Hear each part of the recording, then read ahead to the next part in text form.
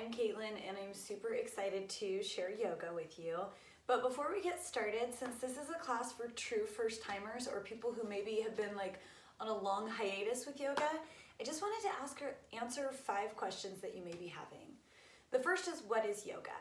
So you may have seen all kinds of crazy pretzel style poses on Instagram, and yeah, that's yoga, but that's not everything that yoga is. Yoga is so much more than just the poses you see.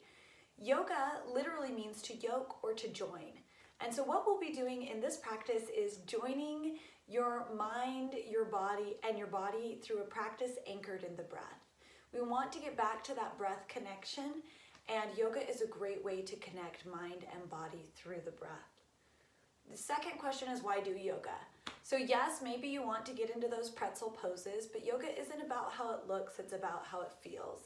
There are a number of great reasons to do yoga: for your immunity, your flexibility, strength, stress regulation, reducing stress and anxiety. So there are all kinds of great reasons to just bring yoga into your life. Some of my favorite ones are to calm my mind. I'm a person with a chatty mind. I'm a chatty person in life, so it's no surprise I have a chatterbox mind. And yoga helps me bring a lot of stillness into my life, a lot of anchoring, a lot of centering. I also sit at a desk all day when I'm not on my mat. And so for me, it brings a lot of flexibility and just movement. Sometimes I'm too still physically. I want the stillness in my mind and the movement in my body, and yoga brings me both. So as we go through these practices, I want you to think about the benefits that you're getting from yoga and what you love about it. Third question is, what do I wear? So you can wear anything, truly. I would recommend not wearing something that constricts the movement. So you don't want to be in like really tight pants. I'm in just like leggings, yoga pants right now, and a loose fitting top. Something like that is totally fine. I will tell you right now, my mom told me she does yoga in her pajamas every single morning. So when I say anything, I mean wear anything. Just make sure you don't have anything that constricts the breath. Like if you're wearing something tight through here, you might want to change into like a looser t-shirt. We are moving. Sometimes it's slow flows, but there is movement. If you're a person who runs hot, my brother will sleep with his window open during the winter. He runs that hot. This may be a good opportunity to wear like basketball shorts or a t-shirt. You want to be comfortable. And then I'm almost always barefoot. It is winter. It's literally like snow sleeting, even though it's March where I am right now. And so sometimes I will be in socks. I have like cozy socks on. That's totally and completely fine. You just want to make sure that your temperature is good. I sometimes wear layers. Like I'll start in something really cozy and take layers off as I go. But I'll wear socks as long as you're not going to slip. So safety first and foremost, always, always, always. So really you can wear anything as long as it's comfortable, loose fitting, and you feel good in it. Fourth question, and we'll just do 5 of these. So number 4 is, what do I need to do yoga? Nothing, man. You are it. You are the only thing you need. Like I said, it's about breath and connection to your body. Now that being said, there are a lot of things you can invest in to make your yoga practice a little more comfortable. You've probably seen yoga mats. I love a yoga mat. If you don't have a mat and you can't get one right now, that's okay. You can use masking tape on the floor to give you like a sense of boundary. You can use a rug, you can use a blanket. Again, you just want to make sure you're not going to slip. If you're able to get a mat, I highly recommend a mat just because they're great for like germ barrier and you can wipe them down and things like that. It's also nice to just sometimes I'll say turn to the long edge of your mat, the short edge of your mat, so it can be really nice for that. And then it's really nice to just allow yourself to grip a little better with your hands and feet. I love yoga blocks.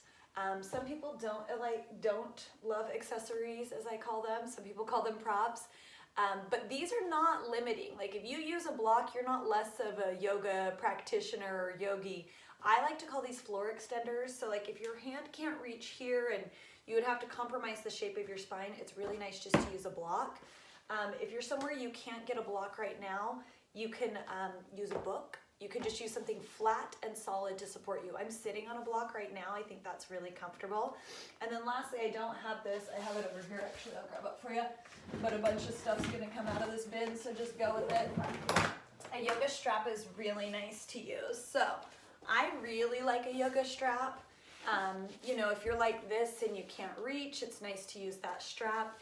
If you don't have a strap, You can use a belt, you can use a piece of fabric, you can use whatever you have. So don't let not having all like the doodads, the props, the accessories stop you from doing yoga. A mat is a great place to start. And even if you can't get a mat, don't worry. I still really want to practice with you.